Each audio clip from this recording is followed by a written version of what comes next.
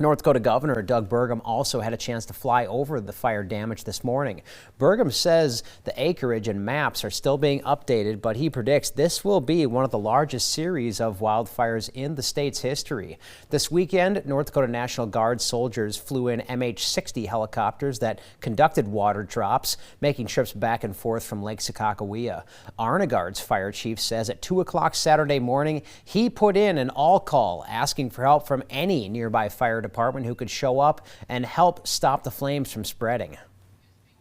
You get out and see what these communities have done, like here in Watford, Ray, Tioga, Williston, everybody jumping in. I mean, this is the best of America right here. This is where neighbors still help neighbors. And it is overwhelming as a district chief to see every single fire department that showed up. Watford City, Keene, Grassy Butte, Williston, Fairview,